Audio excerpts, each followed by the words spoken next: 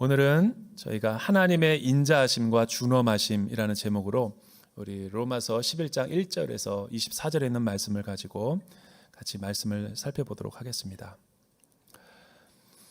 아마존에서 아주 수십 년 동안 오랫동안 이 교회에서 파송을 받아서 사역하시던 우리 김철기 또 우리 고 허운석 우리 선교사님의 일대기가 이제 우리 CGN TV뿐만 아니라 새롭게 하소서에도 많이 이렇게 나와 있는 것을 보게 됩니다. 이분이 두란노에서 나는 왕 바리새인입니다라는 굉장히 약간 충격적인 그런 이 책을 쓴 적이 있는데 많은 사람들에게 은혜와 감동을 주었던 기억이 있습니다. 우리 폐암으로 열심히 사역하다 갑자기 소천하셨긴 하지만 이 허운석 선교사님의 글을 읽다 보면 나 자신의 내면 세계를 들킨 것 같고 또 읽는 것 같은 그런 착시 현상이 일어납니다. 그녀는 하나님 앞에 의탁하고 헌신한 아마존 밀림의 그 선교사임에도 불구하고 믿음으로 순종해서 갔던 그 사역 현지에서 벌어지는 여러 가지 영적인 갈등과 투쟁들을 아주 섬세한 필치로 잘 묘사를 하고 있습니다. 아직도 선교사인데도 욕심과 자기중심적인 그 이기적인 마음들, 아직도 욕망과 탐욕으로 얼룩져서 하나님 앞에 내려놓지 못한 이 십자가의 삶, 그리고 성령님의 음성에 순종하지 않고 복음을 전하라고 하니까 계속 측은한 마음으로 인간적인 동정심으로 이 세상과 타협한 복음을 전하는 자신의 모습, 또 원주민들을 그냥 어떤 선물을 받는 수혜자요, 또 자기는 문명이 발달한 나라에서 온 선교사고 그 원주민들은 이 양식과 또 물품들을 공급받는 그런 수혜자로 도덕적 우월감에 빠져가지고 상대방을 예수를 안 믿는다는 이유로 무시하고 조롱하고 업신여긴 이 속마음들을 다 하나님 앞에 기도의 제목으로 승화시키고 있는 거예요. 그러니까 자기는 얼마나 문의는 선교사지만 문의는 하나님 앞에 종이고 헌신됐다라고 얘기하지만 너무나 더러운 죄인임을 죽기 직전까지 회개하신 그런 선교사님이세요. 얼마나 자신이 하나님 앞에 율법주의자로 위선적으로 살았는가를 발가벗기고 있는 거죠. 여러분, 이런 사역 현장에서는 사실은 진정한 복음이 유통이 될 수 없고 또 진정한 하나님에 대한 사랑이 나눠질 수가 없죠. 우리나라에도 120, 30년 전 선교사님들이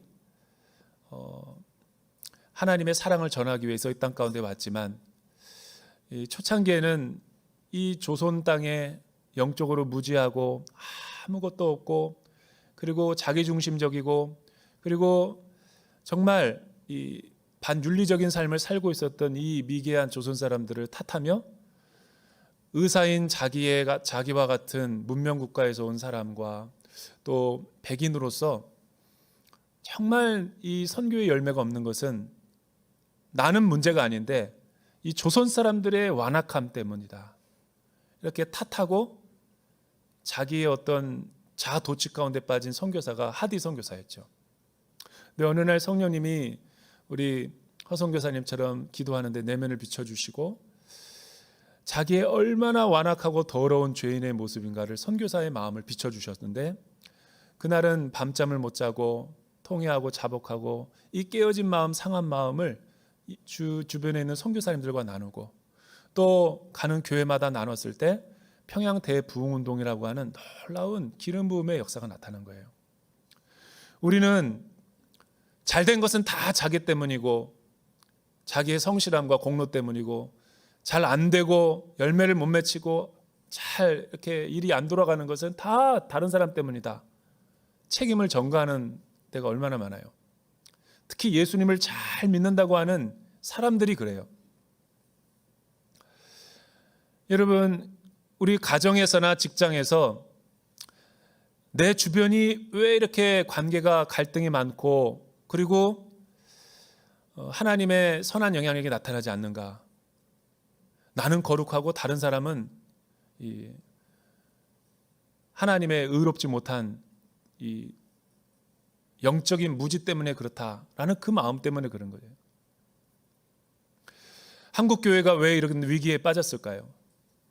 여러분, 코로나 때문에 위기가 온 게 아니라 코로나 이전부터 한국 교회는 20년 전부터 이미 쇠퇴하기 시작했고 오랜 영적인 문둥병에 걸려 있었죠.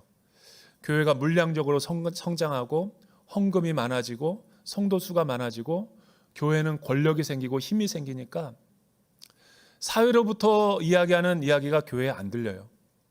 그러니까 여러분, 하나님은 돌들이라도 아브라함의 자손이 되게 할 수 있는 분이신 거죠.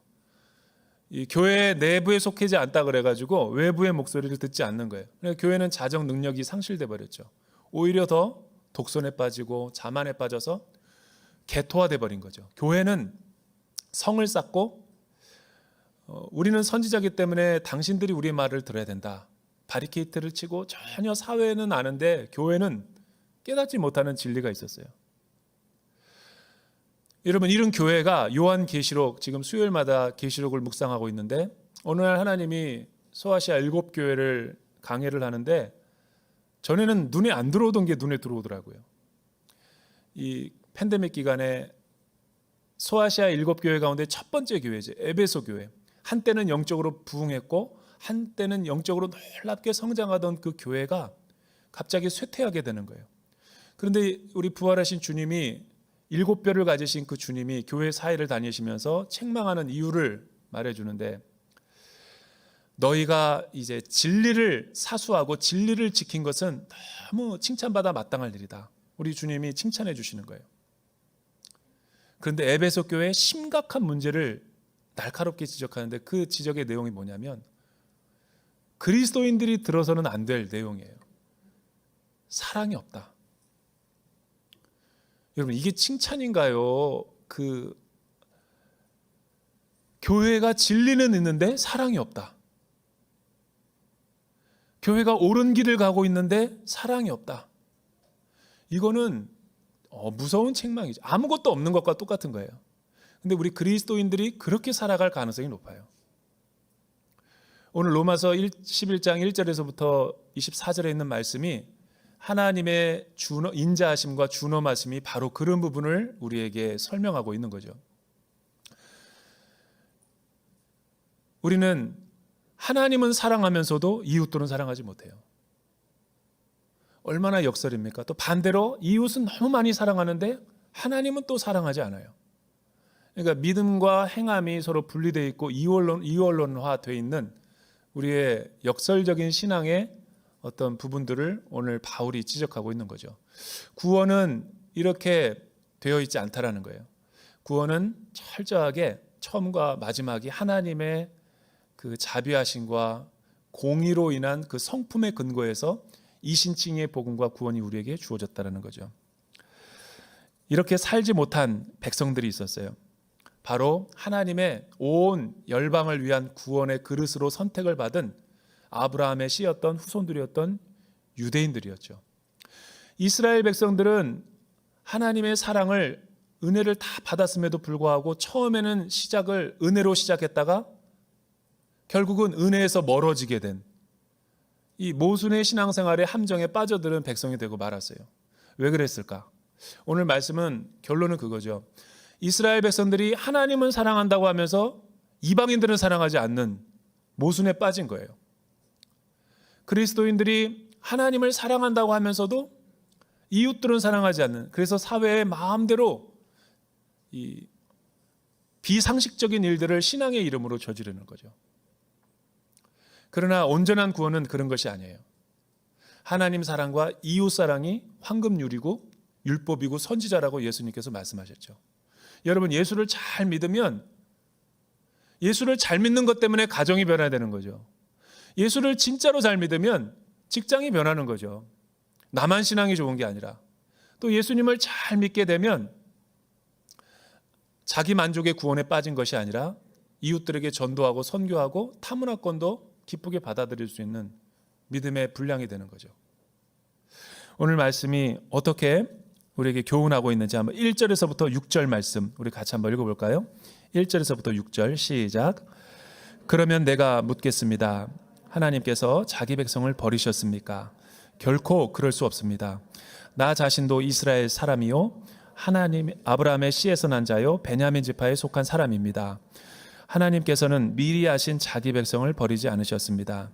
여러분은 성경이 엘리야에 관한 말한 것을 알지 못합니까?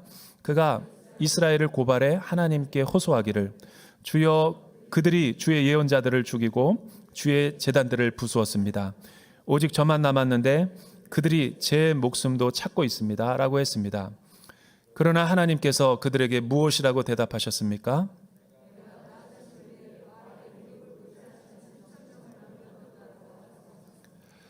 그러므로 이와 같이 지금도 은혜로 선택을 받아 남은 사람이 있습니다. 그리고 만일 은혜로 된 것이면 행위로 인한 것이 아닙니다. 그렇지 않으면 은혜는 더 이상 은혜가 되지 못합니다. 여러분, 바울은 11장에서 구원의 첫 시작을 성취했던 이스라엘이 어떻게 역설적으로 구원에 의해서 버림받고 구원에 의해서 실패하고 구원을 가져오신 예수 그리스도를 십자가에 못 박고 불순종한 백성이 되어버렸는가? 이 질문을 하고 있는 거죠. 바울은 여기에 대해서 세 가지로 답하고 있어요. 첫째는 그들은 믿음을 은혜로 받아들이지 않고 자기 열심과 행위로 도달하려고 했고 성취하려고 했기 때문에 믿음에 실패할 수밖에 없었다. 그래서 5절과 6절에 보면 바울은 이와 같이 지금도 은혜로 선택을 받아 남은 사람이 있습니다. 만일 은혜로 된 것이면 행위로 인한 것이 아닙니다. 그렇지 않으면 은혜는 더 이상 은혜가 되지 못합니다. 이 9장과 10장과 11장은 사실은 이신칭의와 관련이 없는 것처럼 보여요. 복음의 설명과 8장에서 다 끝난 것 같고. 그런데 이 세 챕터를 갖다가 바울이 더 보완해서 온전한 복음을 설명하려고 하는 이유는 이 안에 놀라운 구원의 신비와 심오한 진리가 담겨져 있기 때문인 거예요. 여러분, 이스라엘은 하나님 앞에 선택을 받은 사람임에도 불구하고 은혜로 시작했다가 자기 행위로 마무리 짓다 보니까 오히려 하나님에게서 더 멀어진 거예요. 그러면 우리는 이방인으로서 또 이방인 교회로서 그렇게 생각해 볼 수 있어요. 그들은 완전히 구원에서 멀어졌는가? 이스라엘의 운명은 어떻게 될 것인가? 장차 하나님이 어떻게 온 인류를 구원하며 재림주로서 이 땅 가운데 인류의 구속사를 완성할 것인가? 이방인 교회가 새 이스라엘로 대체가 되는 것인가? 그 구원의 신비를 지금 아주 심오한 진리로 우리에게 설명하고 있는 거죠. 오늘 설교는 듣는 분들에 따라서 어렵죠. 들어보신 분들도 없거니와 신학교에서도 가르치지 않고, 그러나 이 내용을 가볍게 이렇게 다룰 내용이 아니에요. 먼저 바울은 자기가 이스라엘 사람으로서 묻겠다라는 거죠. 하나님께서 자기 백성을 버리셨습니까? 결코 그럴 수 없다라는 거예요. 자기도 이스라엘 사람이었고 한때는 유대교에 빠졌지만 자기 열심으로 의에 도달하려고 했지만 다메섹 도상에서 주님을 만나서 교회를 박해하던 자기가, 성도들을 잡아 죽이던 자기가 회심해서 이방인의 사도의 직분을 받게 된 것을 볼 때 이스라엘은 결코 실패할 수가 없다라는 거죠. 그리고 하나님은 그들을 신실하게 구원해 내실 것이라는 거예요. 또 자기는 아브라함의 씨 이스라엘 사람이고 베냐민 중에서도 정통 히브리인이었던 베냐민 지파라는 거죠. 그래서 이 논리와 흐름을 잘 따라가야 돼요. 이 부분적인 거를 가지고 이것이 9장에서 11장까지 얘기하는 내용이다 그러면 이거 바울의 논리를 잘 못 따라갑니다. 그래서 이게 해석하기 어렵다라는 거예요. 마치 고린도전서 11장, 12장, 13장에 보면 바울이 은사를 다루면서 하나님이 은사를 많이 주셨는데 그 은사의 다양한 내용을 가지고 고린도 교회가 혼란스럽고 무질서하게 교회를 파괴하니까 방언과 예언과 여러 가지를 소개하면서 어쩔 때는 하지 말라고 그러고 어쩔 때는 하라고 그러고 또 소중하다고 그러고 또 그렇지 않다고 그러고 막 여러 가지니까 논조가 헷갈려요. 그러나 사랑이 없는 은사는 하지 말라는 것이고, 사랑이 있다면 은사를 교회 안에서 교회 덕을 세우기 위해서 질서 있게 예언하고 방언도 하라라는 것으로 마지막 장에 끝내고 있는 거예요. 그럼 결론은 뭘까요? 방언을 하지 말라가 답인가요? 예언을 하지 말라? 그러니까 이게 해석을 처음부터 끝까지 봐야지 결론을 알 수 있는데 부분적인 것만 보면 그것만 강조하면 아닌 거예요. 하라는 게 답이죠. 올바로 이해하고 적당하게 하고 절제를 하고 질서 있게 교회의 덕을 위해서 하라는 데에 강점이 있는 거예요. 더욱 은사를 사모하라라는 것에 강조가 있는 거지, 은사가 교회를 분란시키니까 은사를 은사 중지서를 강조하는 게 성경의 포인트가 아니죠. 이스라엘의 회복도 마찬가지인 거예요. 이스라엘을 강조한다 그래가지고 여러분 또 이 지나치게 양극단으로 이스라엘을 너무 사랑해가지고 이유도 불문하고 우리는 사랑해, 성지의 땅이니까 이스라엘을 막 사랑한다 해서 유대교로 돌이킨 개신교 교도들이 있어요. 그거는 아닌 거죠. 또 반대로 유대인들은 예수님을 십자가에 못 박았고 또 메시아를 주로 인정하지 않기 때문에 우리가 영적인 아브라함이요 우리가 새 이스라엘이다라고 대체했다 그래서 우리를 이방인 교회를 이스라엘로 여기는 사람들이 있어요. 대부분의 개신교회가 그럽니다. 그것도 아니라는 거예요. 그래서 이 본문을 바울이 우리에게 설명하기를 원하는 거죠.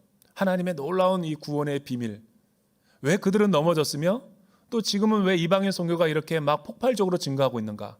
또 그러나 마지막 주님이 다시 오실 때 구속사의 완성은 어떻게 될 것인가. 총망라하면서 이신칭의 복음을 갈무리하는 거예요. 이게 얼마나 중요한 거예요.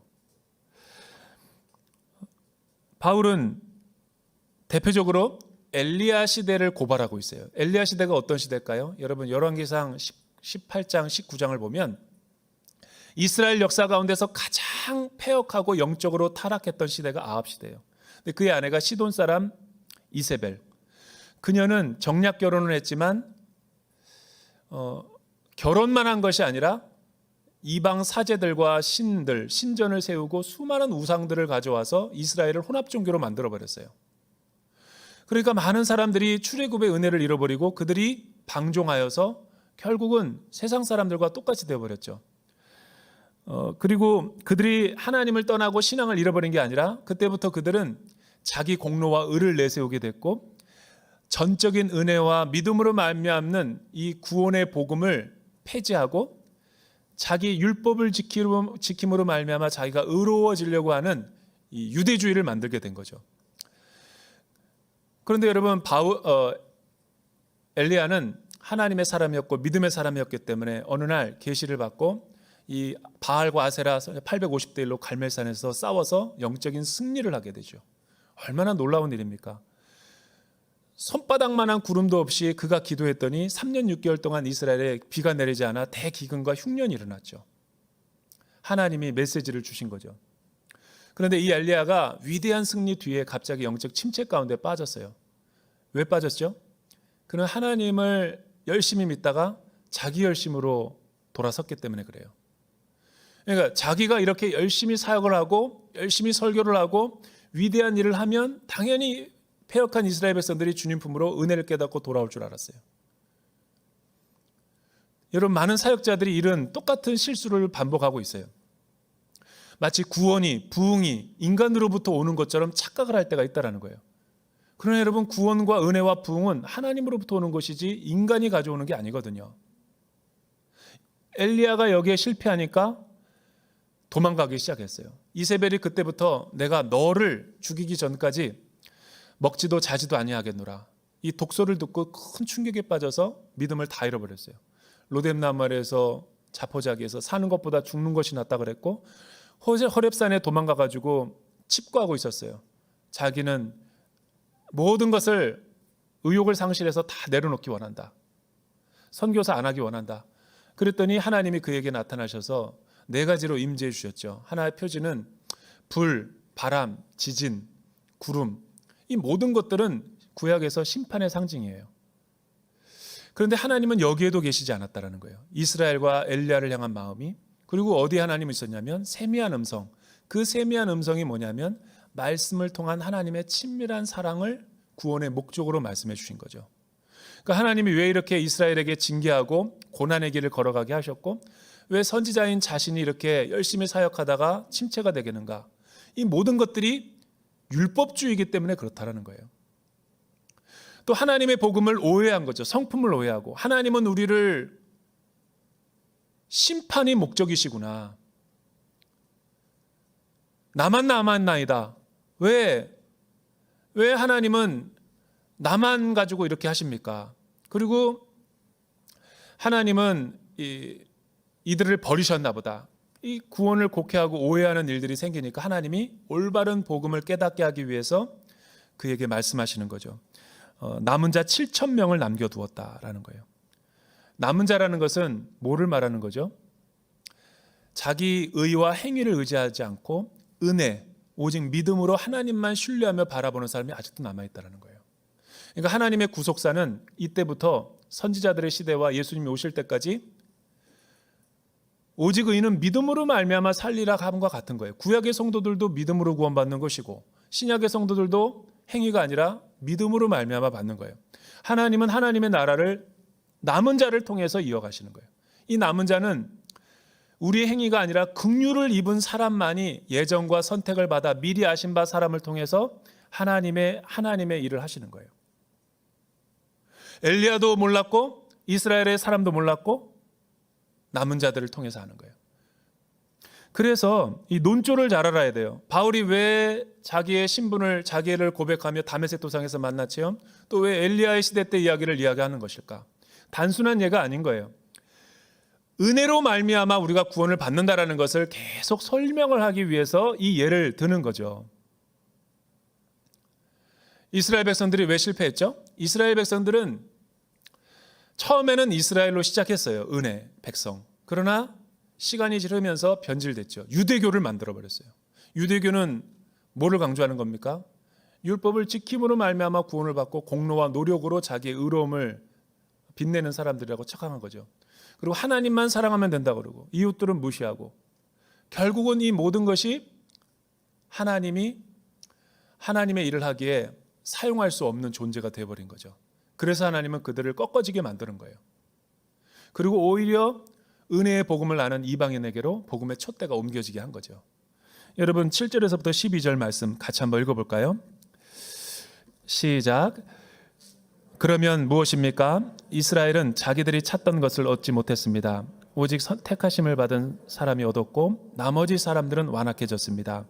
기록되기를 하나님께서 오늘날까지 그들에게 혼미한 심령과 보지 못하는 눈과 듣지 못하는 귀를 주셨다라고 한 것과 같습니다. 또 다윗도 말하기를 그들의 밥상이 그들에게 덫과 올가미와 거치는 것과 보응이 되게 하시고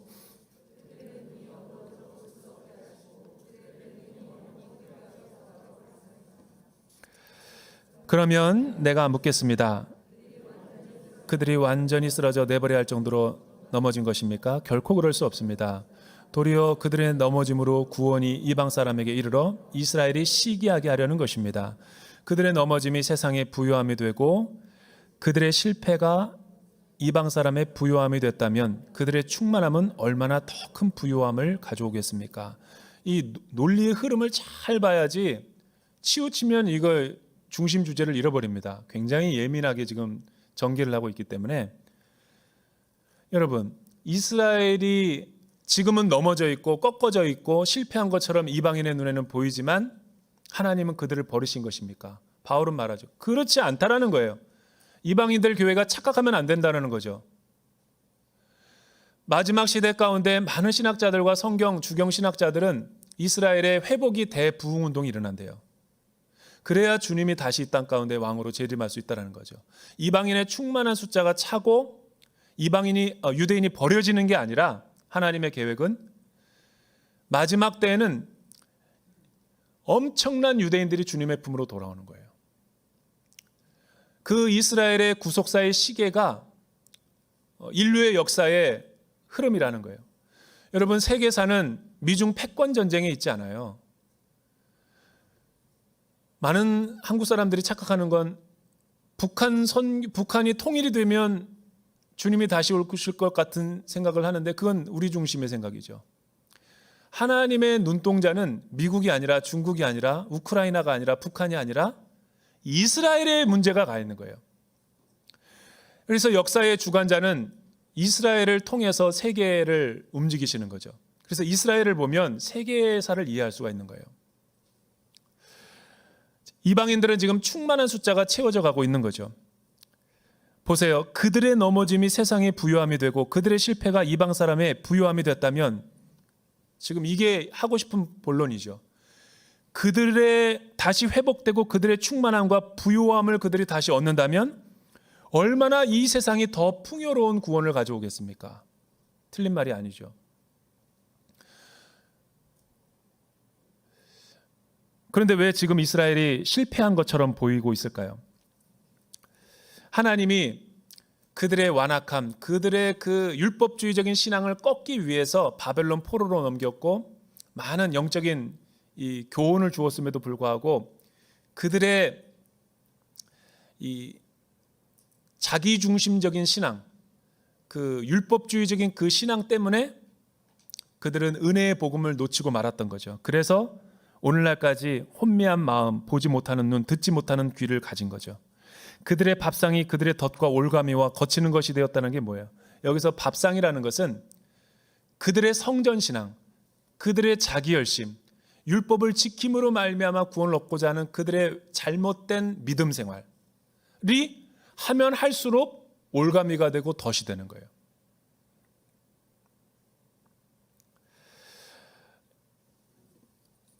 하나님은 이스라엘을 이방인 선교를 위해서 잠깐 정신 차리도록 시기나게 하기 위해서 영적인 소경이 되게 만든 거죠. 근데 이거를 아주 그들이 버림을 받았다라고 해석하면 큰일 나는 거예요. 근데 아이러니하게도 이 2000년의 기독교 역사는 AD 70년에 예루살렘이 멸망하고 예수님의 말씀처럼 그들은 먼지처럼 전 세계에 흩어져 버리고 나라 없는 백성이 돼버렸어요.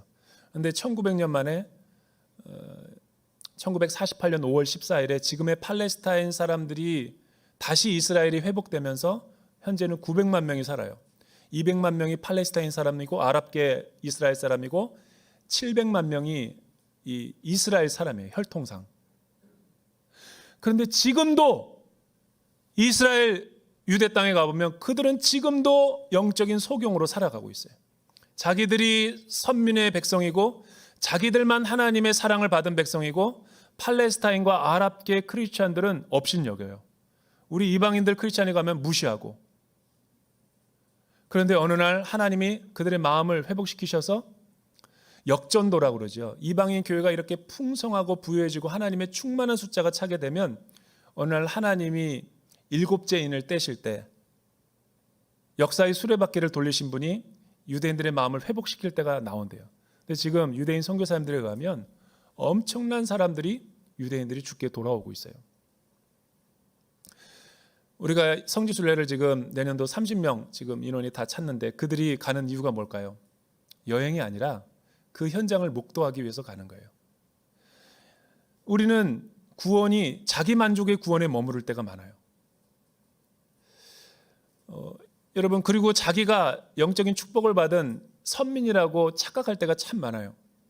이런 하나님의 구속사의 시계를 제대로 이해하지 못하면 우리의 선교와 우리의 전도는 허무주의에 빠질 수 있죠.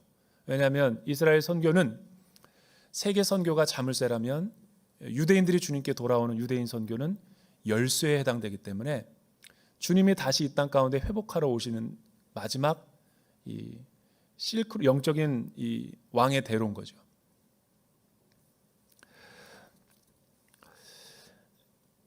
(11절서부터) (24절까지는) 그 굉장히 복잡한 이 비유를 우리에게 설명을 들고 있죠. 두 감람나무 비유인데 여기는 뭐 다 읽을 필요가 없고 참 감람나무와 돌 감람나무의 비유를 들고 있어요. 이거를 이스라엘과 이방인 교회의 관계로 비유하고 있는 거죠.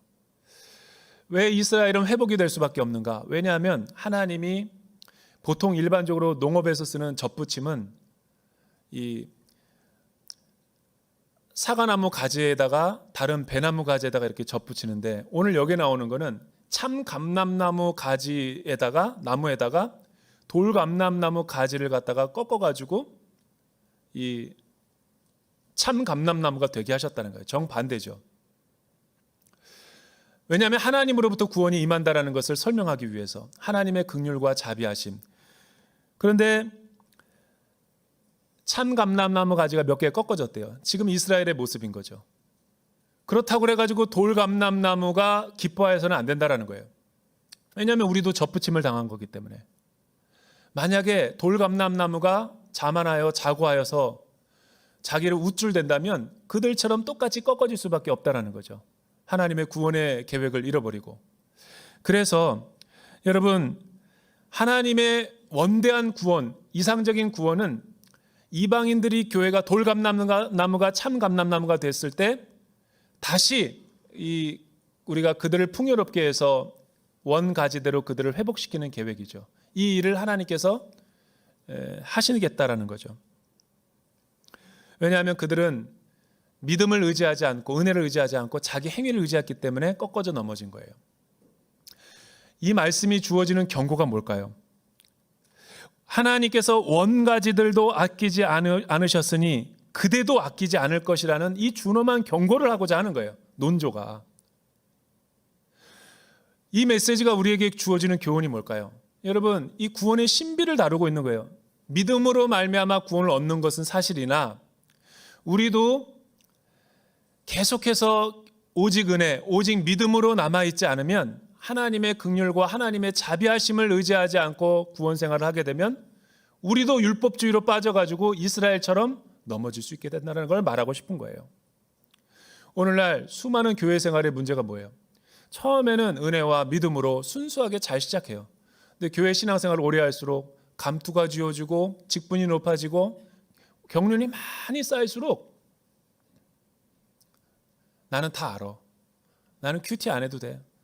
나는 순예배 없어도 나 혼자 신앙생활 잘해. 나는 신앙생활이 지금 건강해.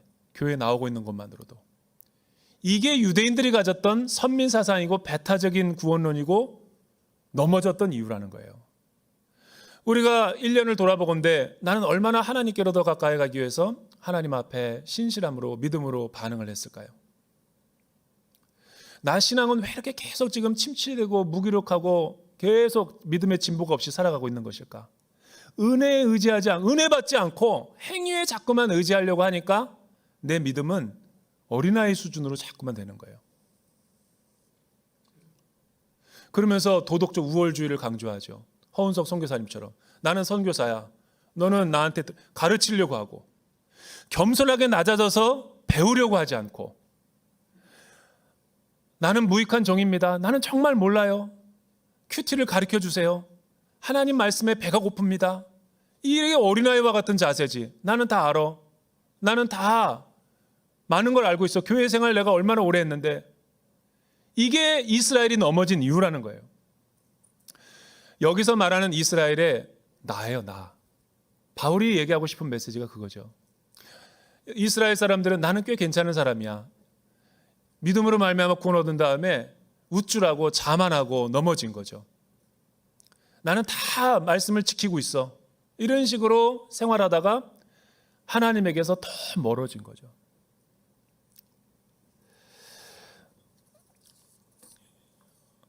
그래서 하나님이 말하는 거예요. 22절. 그러므로 하나님의 인자하심과 준엄하심을 생각해 보라는 거예요.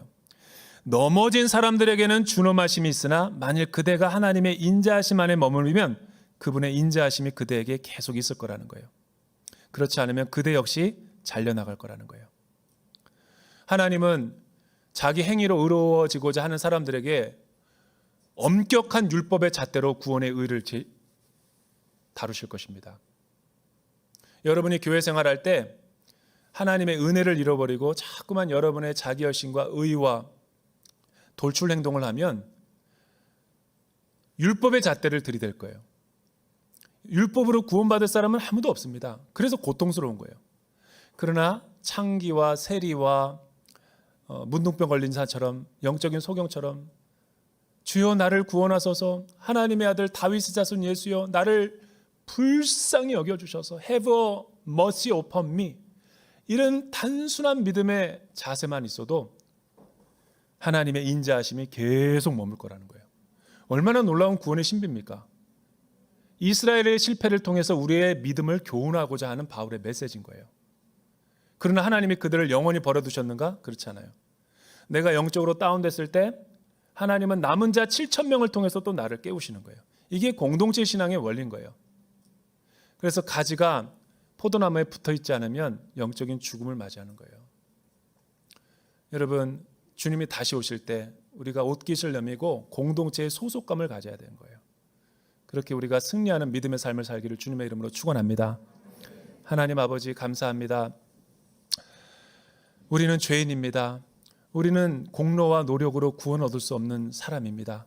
그러나 하나님의 값없는 인자와 자비와 긍휼하심으로 우리가 구원을 얻은 자가 되었습니다.